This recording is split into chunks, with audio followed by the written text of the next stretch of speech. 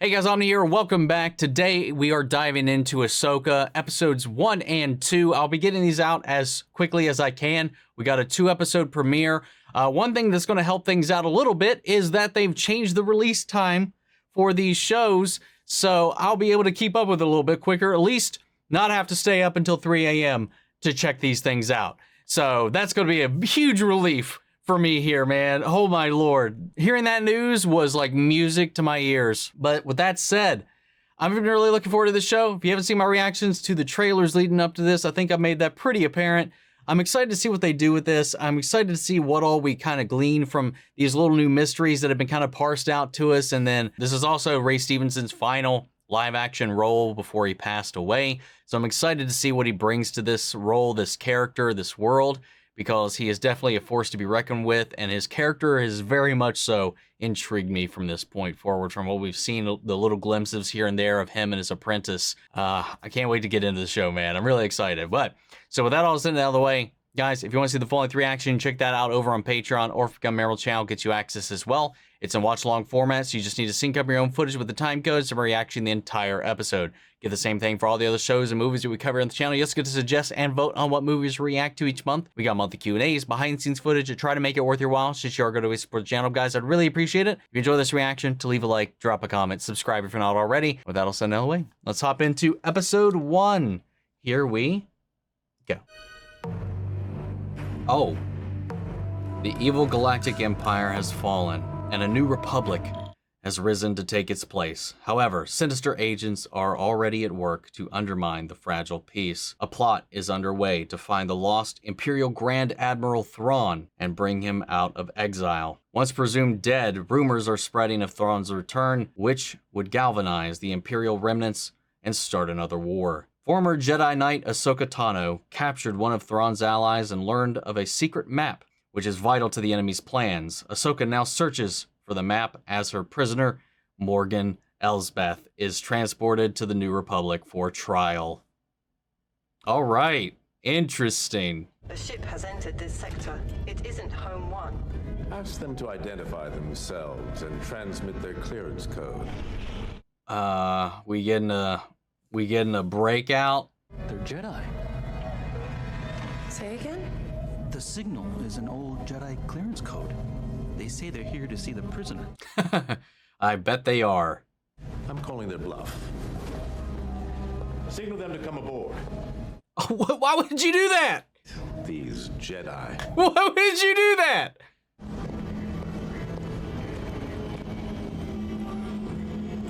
Definitely bold to just call their bluff like that, even if it was. Get RD3 to scan these imposters for identification. Allow me to show you our identification. You're right about one thing, Captain. We are no Jedi. Oh! Oh! How many targets are there? 2, but they split up.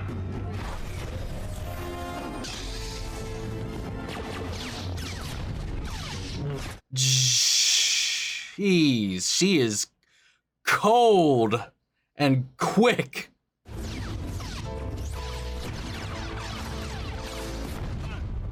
Oh, and he is steady and calculated.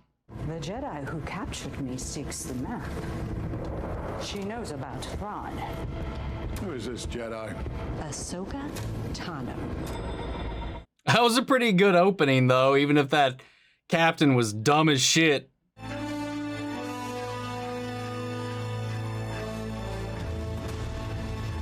Part 1, Master and Apprentice. This is going to end up having a few meanings, I imagine, by the end of it.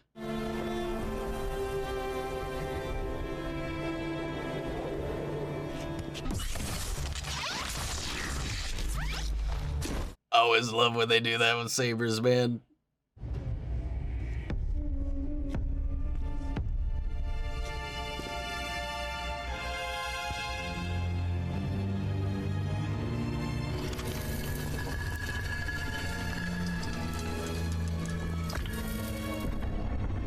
That smirk, man.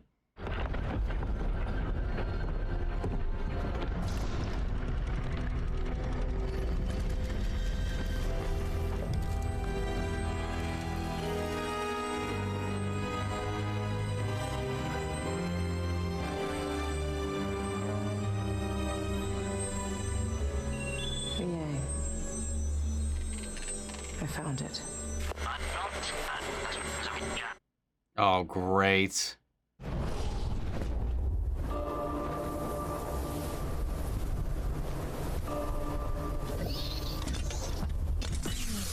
Come no closer. The map. Give it to us.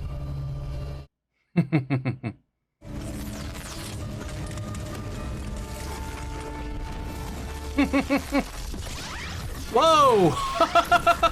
That's some good shit right there.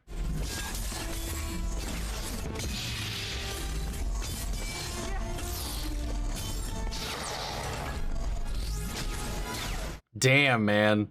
Quick work. Self-destruct protocol.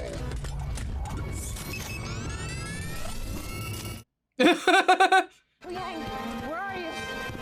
I am above your position. How big would their detonations be? They're not like, it's like a predator bomb, is it? What would you rather I did? Okay, yeah, all right. Never mind. This was a lot bigger than I thought it was gonna be. Damn. Whoa, what in the world? That's more than just a shockwave. What kind of bomb was that? Good thing I arrived when I did. Dude, more David Tennant. Give it to me. This is gonna be a great David Tennant year. Just following standard Jedi mission protocol. Huyang, the order doesn't exist anymore. Nonetheless, I have my programming. Watch my back. That is the job of a Jedi Padawan learner, which I am not. I found it. The map. Right where Morgan said it would be. How did you get her to tell the truth? Let's just say I didn't follow standard Jedi protocol. Did you torture her? Or did she mind probe her?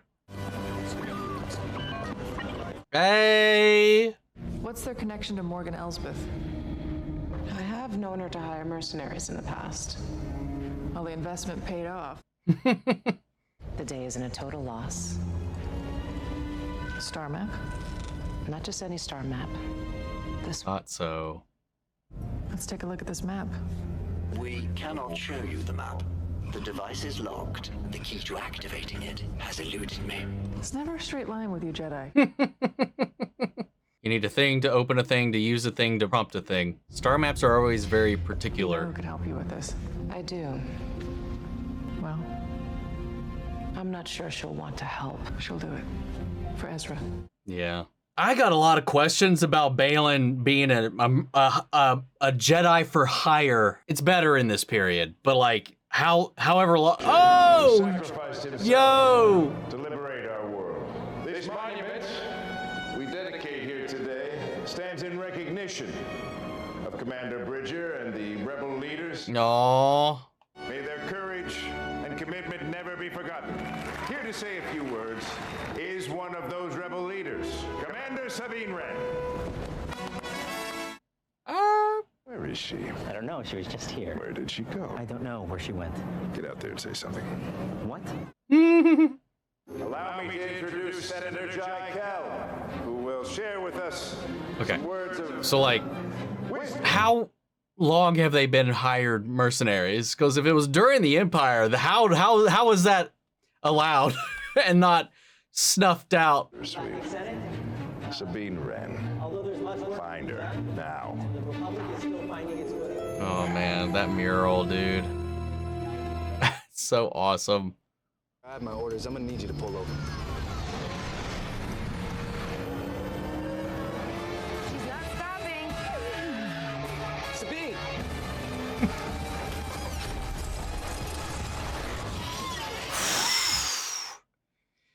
God.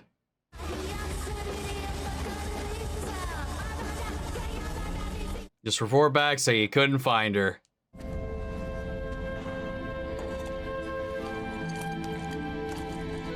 Oh. There's her gear.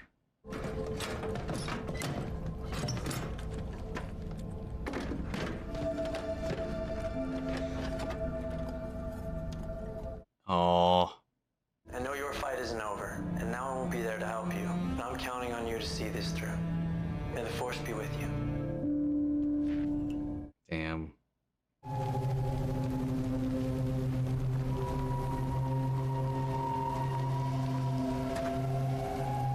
I love her design, man. What was this place?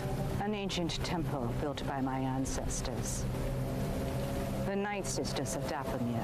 Oh shit. Well, a lot of people were right on the nose about that one. There's not much left back there. Either the Jedi has the map, or it was vaporized. Is that mystery inquisitor?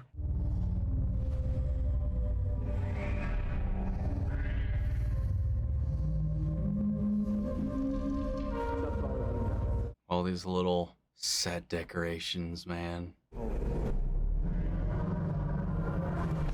Ezra. No. Greetings, Sabine Wren. Still in one piece? Oh, yes.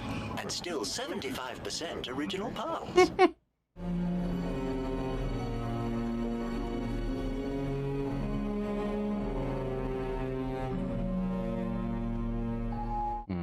Old chopper right there. Where did you find this? In a world named Arcana. It was a stronghold for the witches of Dathomir. Witches. Great. Where do you call home these days? This ship serves me fine. Don't you ever get tired of moving from one place to another? I go where I'm needed. Not always. You never make things easy.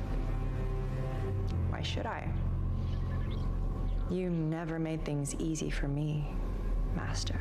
There is nothing easy about being a Jedi. Then I should have made a good one. Yes. You should have. Can I take this? I'm not sure that's a good idea. Why? This isn't just about finding Ezra. It's about preventing another war. You think I don't know that? The map stays here. Okay. In the last 500 years, I've only known one student who built a saber such as this. Baylan Skoll. He disappeared at the end of the Clone Wars. A master and an apprentice.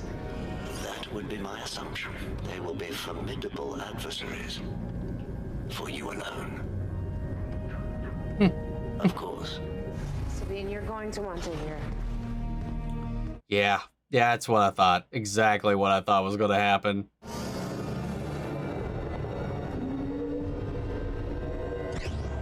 Oh, great. Well, isn't that a good old Maul kind of thing to do right there? You and I both know Sabine gives you the best chance of reading that map. She's still just as stubborn and bullish as ever. She's Mandalorian. I bet your master found you difficult at times. I'm sure you had your reasons. Sometimes even the right reasons have the wrong consequences. What do we do then? That was a good one. 3 faces. They're all holding it in different positions.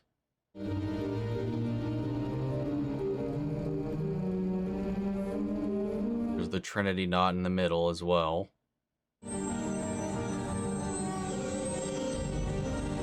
The key.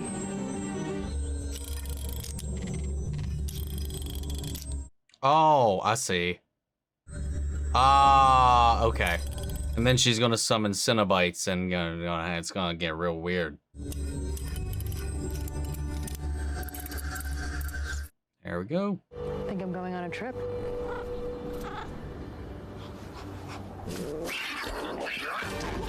Oh! Whoa!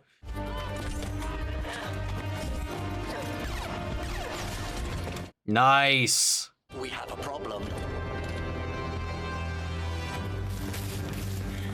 Gear up. We've been looking for this. That's too bad. Ooh.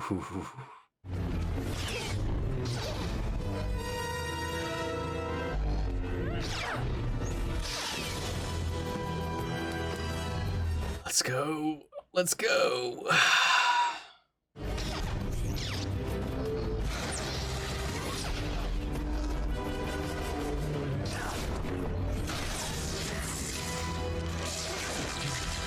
Ooh. Feel like she's just getting played with right now.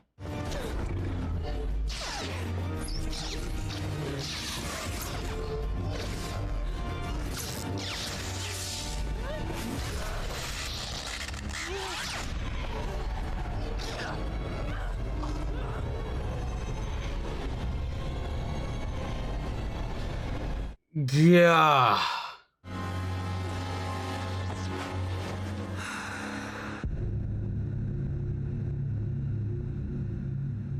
No.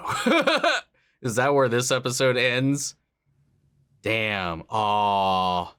For our friend Ray. God, man. Well, dude. That was pretty intense. Yeah, man. I thought this was a pretty solid episode overall. It really is. It really is. No joke. More so, I mean, I don't know where it is from here. You know, again, the title of the show is AHSOKA, but this really does feel like it's picking up right after just Rebels ended. Just picking up and bringing the gang back together from going to see Hera, from going to see Sabine, to going back and seeing some familiar faces and voices and characters from the Clone Wars, from Rebels, and so on, and just kind of bringing that in, the mural, Lothal, just kind of connecting these elements together. Like, it very much so feels like this is episode 1 to Rebels season 5. That wasn't an understatement when people were talking about that. As far as the Master and Apprentice theme of the episode goes, I'm very curious to see what Ahsoka's journey is going to be in this. Maybe learning to be a better master. I mean, like she said, like, she didn't finish or complete her training. She never really had the typical relationship as others may have had with their masters. Her and Anakin were very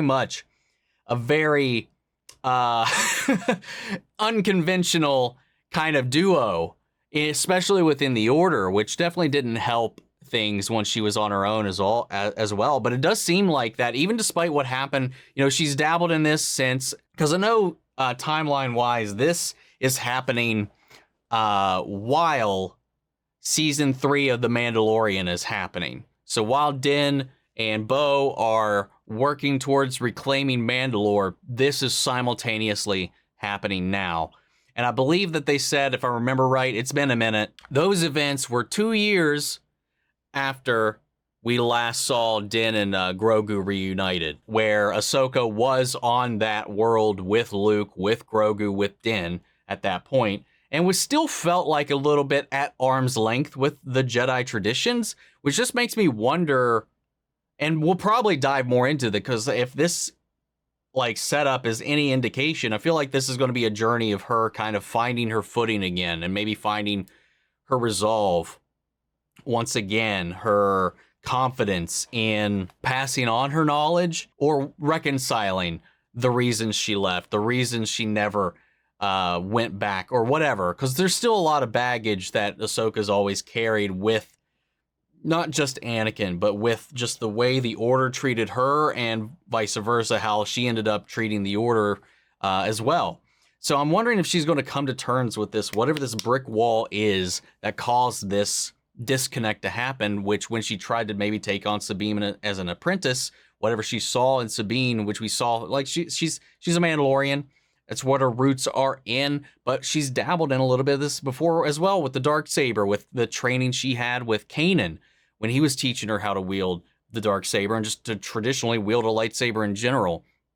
So she's always kind of had these seeds, but for Ahsoka to create a traditional master apprentice Padawan dynamic with Sabine in the interim, like at the end of Rebels to wherever now, I'm just curious of where that falls in, because when we first caught up with her with the Mando, when he first stumbled upon her, she was very much so still disconnected. So when did this apprenticeship happen in the timeline? I hope we get some of that. I would like to get a little bit of that backstory to kind of feel out where they are and why they fell out.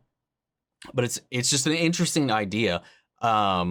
And like, even in the reaction, like, I'm like, how does that, whatever, because I'm trying to understand it, because there's obviously it's setting up questions and ideas that we'll probably explore down the road. I'm not expecting them right now, so don't get the wrong idea from me. I'm not one of those people, man. So I hope we get some of those answers down the line. I imagine we will. And the other stuff with Baylan, like, you know, I'm still very much in, like, wanting to know how this mercenary ship operates for him. And maybe that's just a guise. Maybe that's just what they are interpreting right now. He has hired guns for Morgan Elsbeth in this situation. Maybe that's just what they perceive to be the case. Because I just wonder about, because he just openly, and maybe it's because we are in this post-Empire world, he felt more confident going on there and presenting himself as a Jedi.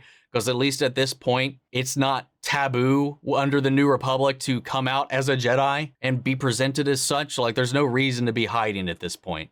So maybe that's why he was like, hey, I'm a former Jedi using Jedi codes. And we came out in our Jedi robes and we whipped out our lightsabers and used the Force. It doesn't matter. My wondering, though, is, has he always operated that way? Or is he just now comfortable doing that out in the open? If he has been a surviving, you know, since Order 66 as a mercenary. Because if he has, obviously that would raise a lot of questions as to how the hell the Inquisitorius never, like, stamped him out. So I wonder if we'll get any of that information, like what happened to him in the interim, what formed his philosophies, what formed him into joining this side that he's joining, or at least maybe if he is just purely in this for the money, which I don't think is the case. I think that is just an easy out at the moment, but I don't think there's definitely, I feel like there's going to be more to it than that. And then what allowed him to take on an apprentice? How long has he had this apprentice? Because those dynamics is, again, something that would raise an eyebrow during the era that the Empire was still going on, unless it has been in the 5 years, 6 years, 8 years. What are we at right now? Since Return of the Jedi? At this point, I think 7 or 8 years since Return of the Jedi. So maybe it happened in the interim. Maybe it happened once the fall of the Emperor. It's just, there's a lot of questions that I have that just kind of mostly align with the timeline and where the characters performed a lot of these actions we got. That aside, it's a very interesting premise that it's set up. I like the mystery. I like the characters. I really love the character designs for Skoll and Hati. I think Hati, sorry. I love what they, just their general vibe, especially Hati, man. Shin, I really love their vibe. Again, Dave said there's a reason why their sabers are the color that they are, and I hope we get into that a little bit. We got a star map, like a traditional star map involved, so that's cool.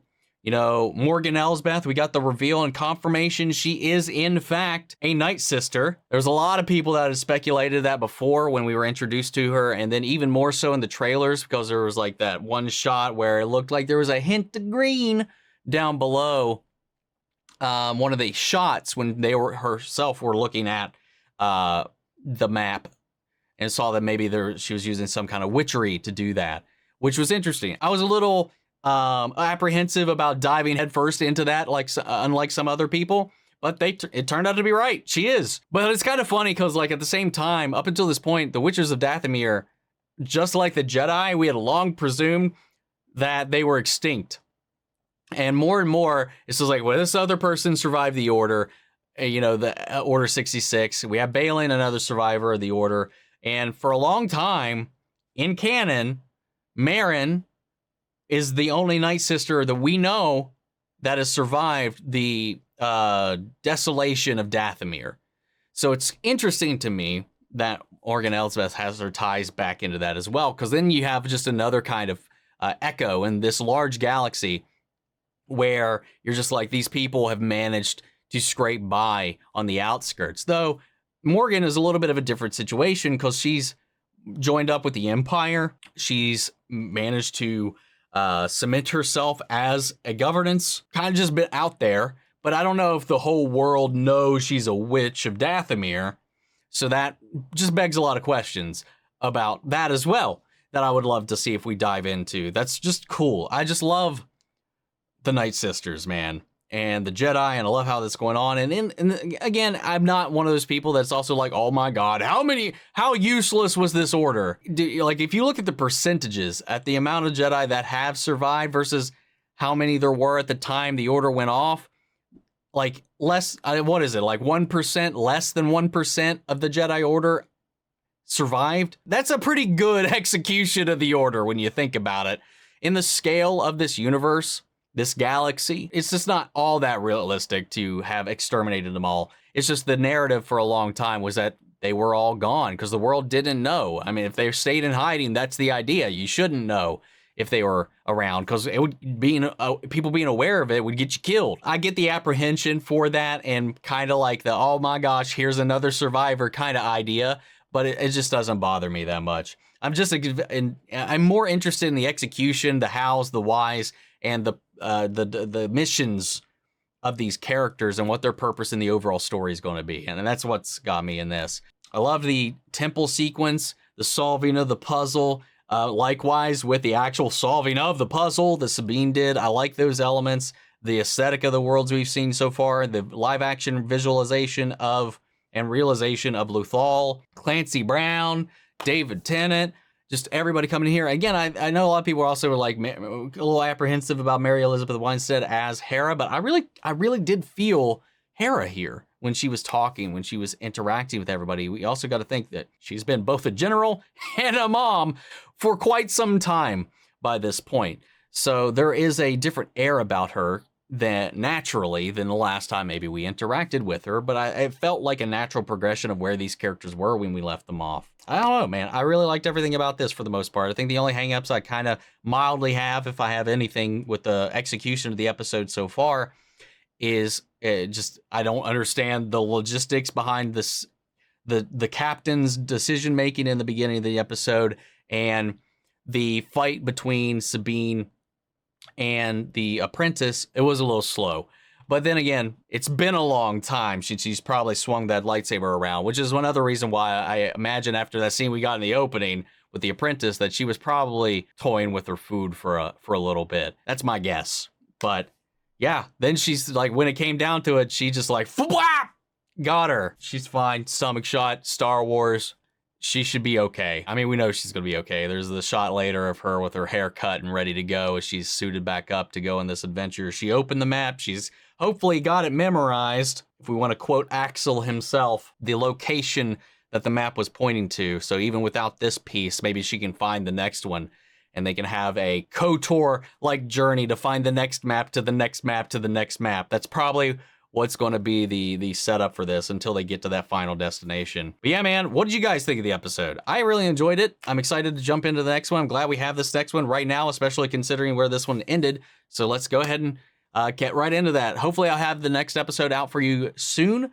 If not, just kind of be patient. We'll get to it as soon as I can. But yeah, man, what did you guys think of the episode? What are your thoughts, your theories, your speculations on everything so far? I'd love to hear from you all. So sound off the comments, let me know your thoughts down below. We'll carry on the conversation after the video. Hope you enjoyed the reaction. If you did, leave a like, drop a comment, subscribe if you're not already. Remember, if you want to see the full-length reaction, check it out over on Patreon, or if you're on Admiral's channel, get you access as well. And speaking of before we go, I want to shout out our channel legends: Manny Sherritt, Ryan Karen, Yori Skoll, Margaret Grace, Melita, Robert Anguiano, Jeffrey Hale, M. Sephiroth, Jake Cantrell, and Eric Official. Thank you guys so much for continued support. That's it for this video, guys. I'll see you all in the next one. But until then, may the Force be with you always.